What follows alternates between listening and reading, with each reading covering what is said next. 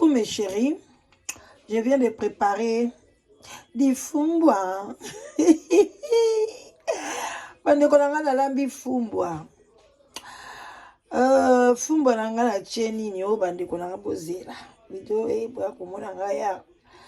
Na fumbwa nangai bozela muketo bakisa moi écran.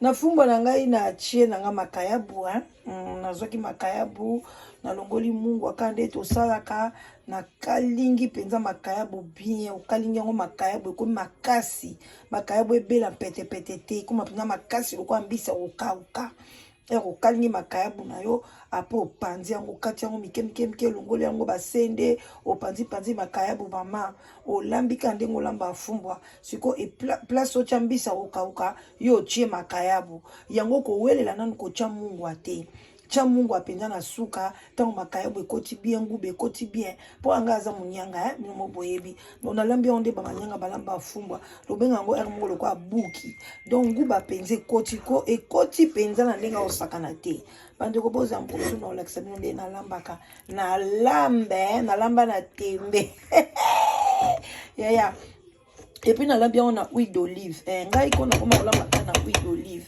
mino mo bomona mafuta ebelete donc nguba nde makambo et puis na mbisa okauka et puis na cheba pilipili nanga mibimba pilipili pa na chaka mobimba bande konanga sana kamata ona tobola pilipili te wapi ba pilipili yango na chai pilipili mo te mafumba ngo pe ebimi pe belé bande konanga bon appétit quoi chez la danoise na lambi mafumba na ndinga mukete.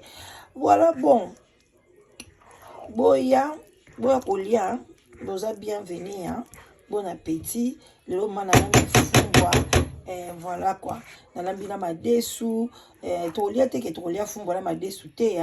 Olamba akabo italaka misala nde ezalaka, o milambeli na olibela, donc fumbo nde na lambi yango boye. Et kota nango na ba po, prade to tia na ba bol, voilà. Et puis allez congeler. Tanganzale, bon appétit au bimisi pan, kwanga pembeli bien foufou, moi mbisa oka et moi okalingi neti moi viande. Déjà na tiango makaya bouti na soli yango sou makaya à côté zate. Oyo komi okalingi moi musuni moko boui moi viande, moi poisson, moi nini ou accompagné na kwanga bien na semoule. Tokos, bon appétit. Mouah, love.